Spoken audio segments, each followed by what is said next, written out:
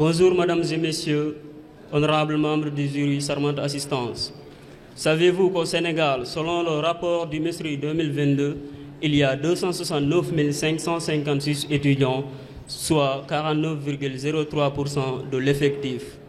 Face à ce nombre pléthorique d'étudiants, dans un pays comme le Sénégal, il y a forcément des stratégies de survie que ces étudiants mettront en place pour pouvoir survivre dans les campus. C'est dans ce contexte que nous parlons de la conciliation études et travail.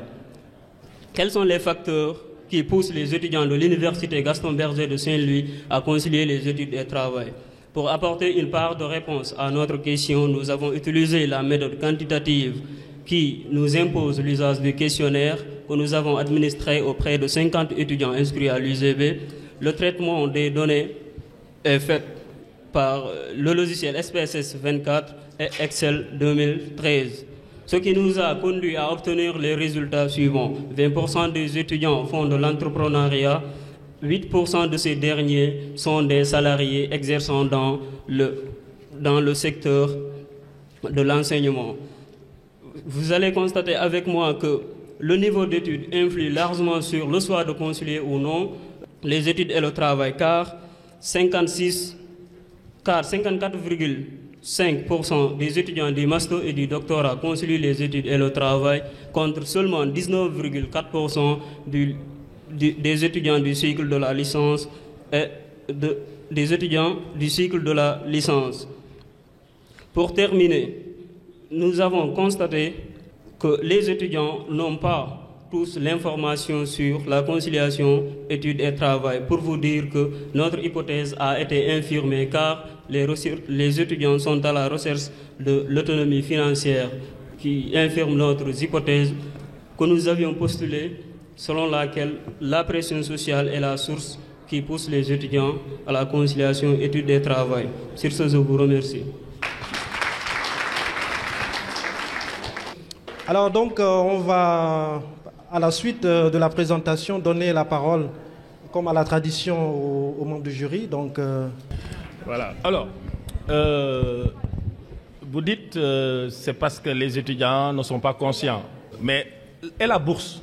Vous dites la pression sociale. Mais quelle est la part de la bourse dans la vie de l'étudiant? Merci, très cher professeur Bao. Votre question est pertinente. Vous savez qu'une bourse, avant d'être administrée auprès des étudiants, c'est une bourse déjà rétablie dans les besoins des étudiants. Il y a la famille qui attend. Il y a les besoins secondaires des étudiants qui attendent. Je pense que c'est juste une source qui ne permet pas aux étudiants de s'échapper à la pression. merci beaucoup. Les applaudissements. Merci beaucoup et félicitations à Abdoulaye pour ce travail présenté. Et moi, j'avais une série de questions. Je peux dire qu'en une seule question que je vais poser, mais quand même, ça s'apporte sur la question de quel type d'entrepreneuriat les étudiants font. Quel type d'entrepreneuriat les étudiants font? C'est une première question que j'aimerais avoir. Est-ce que c'est un entrepreneuriat, c'est le commerce, c'est le tel? Tu as dit seulement le commerce. Mais qui fait quoi? J'aimerais savoir aussi. Est-ce que ce sont des étudiants de licence, tu as dit? Est-ce que c'est L1, L2 ou L3? Le master, est-ce qu'il y a de master 1 ou 2? Le doctorat, c'est quel type de doctorat? C'est doctorat 1, 2, 3, ou bien ce sont des doctorants qui n'ont plus de bourse? Parce que voilà, est-ce que ce sont des étudiants qui ont des bourses qui font l'entrepreneuriat ou bien d'autres étudiants qui n'ont pas de bourse qui font ça? Votre question a été pertinente. J'aimerais vous dire que les étudiants qui concilient les études et le travail sont les étudiants qui n'ont pas beaucoup de sources de revenus dans leur famille. Vous avez parlé des activités menées dans l'entrepreneuriat. Ce sont les activités de vente en ligne, c'est-à-dire commander, je vais livrer. Donc ce sont ces activités qui sont flexibles pour les étudiants. Donc vous aviez demandé sur les étudiants du master. Là, je n'ai pas pu entrer dans les détails en demandant vous faites le master 1 ou bien le master 2, ce qui ne m'a pas donné les résultats que vous me demandez. Merci. Merci beaucoup, M. Diallo, pour la qualité des réponses. Encore une fois de plus. Bonjour à tout le monde. Félicitations au professeur qui a organisé cette activité et à tous les professeurs qui sont dans le département de sociologie. En fait, moi, ma question consiste à savoir est-ce que ces étudiants sont formés? Parce que comme vous le savez, il y a un dispositif qui est là, à savoir l'incubateur qui est là, qui accompagne les étudiants. Est-ce que ces étudiants qui se lancent dans l'entrepreneuriat sont-ils formés à l'entrepreneuriat? Je vous remercie. Juste une dernière question. Vous dites que c'est des étudiants qui ont des revenus bas et ils ont la pression sociale. Est-ce que cette causalité elle est systématique? Parce qu'on sait qu'il y a les enfants investis et ceux qui ne le sont pas investis. Est-ce que vous faites la relation systématique de causalité entre le fait d'être dans une famille qui n'a pas de revenus et d'avoir la pression sociale? Merci. Pour la première personne à avoir posé la question, vous m'avez parlé de formation. Je pense qu'un étudiant sénégalais, la pauvreté suffit pour être une motivation.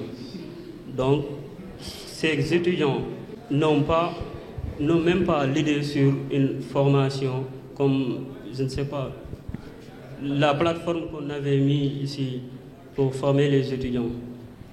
Pour revenir à la question de la CEF, comme vous l'avez dit, la relation n'est pas automatique. Je n'ai pas aussi les données pertinentes pour vous répondre, ce qui va un peu biaiser la question. Donc, je m'abstrais à répondre à cette question. Merci. En fait, moi, j'ai juste une question. Et c'est de nature sociologique, c'est-à-dire qui sont ces gens-là? Vous vous intéressez aux étudiants. Qui sont ces gens en fonction de leur milieu de résidence? Est-ce que ce sont exclusivement des ruraux ou bien ce sont des étudiants issus de la zone urbaine? Mais également aussi, vous parlez de faibles revenus. Est-ce que vous avez une fourchette pour dire que, en fait, des étudiants, par exemple, dont les familles n'ont pas des revenus, par exemple, les revenus varient entre tel et tel, et sinon, sur quelle base les familles gagnent leurs revenus? Pour dire que, en fait, ce sont des familles à revenus modérés ou bien faibles. Merci beaucoup. Merci beaucoup, Hassan Dramé. Monsieur Diallo, la dernière question. Merci, Hassan. Vous m'avez demandé sur le revenu des familles, je pense. Ce sont des variables que vous aviez mis dans le questionnaire, mais les étudiants, je pense qu'ils n'ont pas la tendance à répondre comme tout Sénégalais, à répondre au salaire de leur famille ou bien de leurs parents. Donc, cette variable, je l'avais supprimée de mon questionnaire parce que j'ai constaté qu'il n'y a pas eu de réponse. Merci encore une fois de plus, Monsieur Diallo.